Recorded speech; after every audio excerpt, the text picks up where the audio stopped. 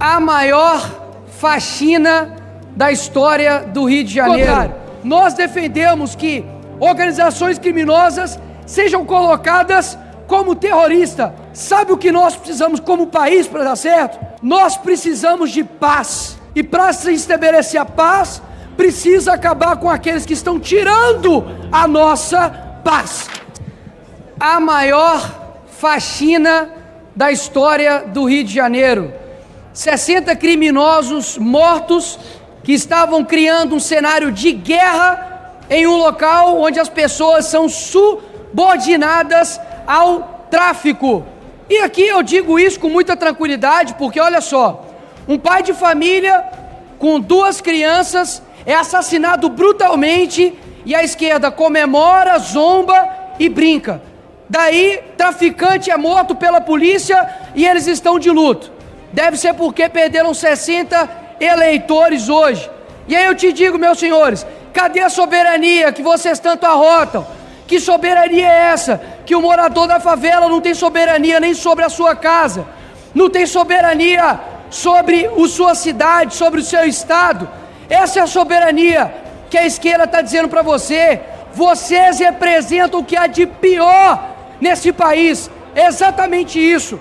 Porque tudo isso começou, e eu vou lembrar vocês, não foi com o governador que é do mesmo partido que você, Nicolas. Agora te peguei, ô seu animal. Quem começou tudo isso foi o STF, com a DPF 635, impedindo a segurança pública de fazer a operação policial dentro da favela. E nesse tempo, obviamente, o que aconteceu? Se prepararam, se armaram, mais tráfico, mais dinheiro, mais preparo, para agora, quando a corda esticou e estourou, está tendo aí 100 fuzis apreendidos em um local onde basicamente deveriam ser um local de moradia. Governador Cláudio Castro pediu 3 vezes blindados à Marinha, foram todos negados, e ainda com o argumento de que é necessário instituir a garantia da lei e da ordem. E sabe o que o Lula falou? Que não decretará GLO no Rio e não quer forças armadas nas favelas brigando com bandido. Você quer que as forças armadas do Brasil brigam com quem? Com tatu na Amazônia?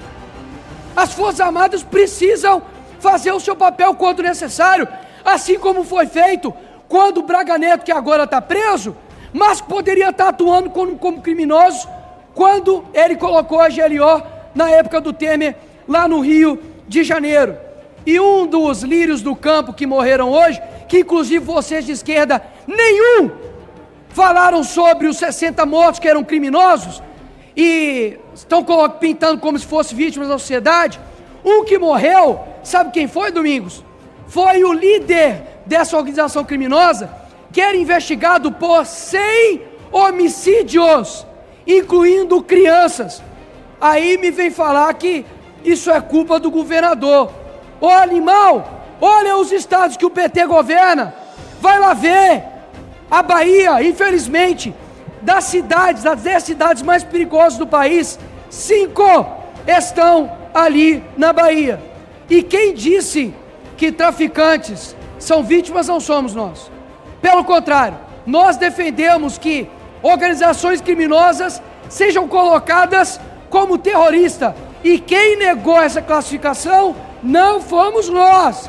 Foi o governo Lula que negou colocar ambas organizações criminosas como terroristas. E está dando no que deu. Gente, criminoso tacando bomba pelo drone em cima de policial. Mas o que dizer, né? Quando o Lula ganhou, tem um vídeo emblemático, né? De que quem estava comemorando, Evaí, os criminosos dentro da cadeia estavam lá, ó, fazendo L quando o Lula ganhou, entendeu? Então não tem dessa de que, mas matou 60, infelizmente, 4 perdas nós tivemos, e aqui eu quero deixar o nome dos 4, Sargento Heber Carvalho, Sargento Cleiton Serafim, Marcos Vinícius, Rodrigo Veloso. Nenhum desses nomes foram citados pela esquerda. Pelo contrário, estão focados nos criminosos bandidos que aterrorizam a vida do cidadão na favela para poder chegar aqui e não se compadecer com esses policiais militares que são devidamente heróis. Agora, morreram 60 e morreram 4 de um lado. Para mim, a cada 60, de fato ali que morrer, deveria ter morrido era muito mais. Porque criminoso que morre não volta para cometer crime. Aí vocês vão falar o quê? Meu Deus, Nicolas, que fala pesada. Nossa, daqui a pouco vai ter um esquerdoso reagindo a esse vídeo meu, né? Mas sabe o que é a realidade? É de que o Bukele fez em El Salvador, com o tamanho do Rio de Janeiro, combatendo o crime organizado com operação policial. Sabe o que aconteceu, Cabo Gilberto? Saiu do país mais violento do mundo para um país que não tem nenhum homicídio. E aí? Até quando? O Brasil vai tratar criminosos, sabe como? Como as ONGs tratam, né? Paz e amor, soltando pombas, menos Wagner Moura e mais Capitão Nascimento, tá certo? E aí a resposta que o governo dá a tudo isso é uma PEC da segurança, doutor Osmar, que coloca todo o poder na União. Agora eles falam que a União não pode ajudar, não foi nada solicitado. Então peraí, se vocês querem tudo para a União, a prova está cabal agora.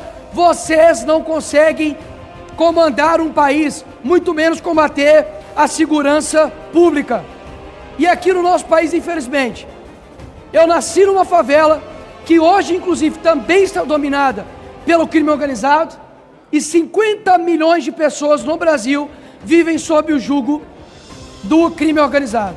A primeira coisa para a gente ter um país sério, Danilo, não é somente tarifa zero, é gás de graça, é não sei o que de graça, é picanha. Sabe o que nós precisamos como país para dar certo?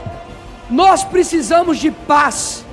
E para se estabelecer a paz, precisa acabar com aqueles que estão tirando a nossa paz. Simples assim.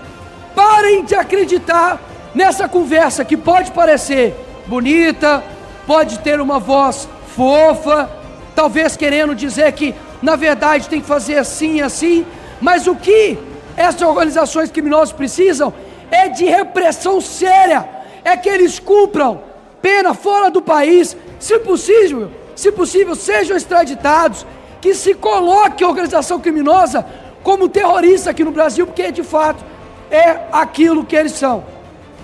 E vamos ver até quando esses 85 presos serão de fato presos, né? Porque daqui a pouco a justiça dá um jeito de soltá-los. Acabei de ler aqui que a operação ainda está em andamento, o que quer dizer que ainda tem muito bandido para ser morto e que a mão do Senhor seja colocada em cima desses policiais e que não ocorra nenhum óbito. E se alguém for morrer, que morra quem é da organização criminosa. Obrigado, presidente.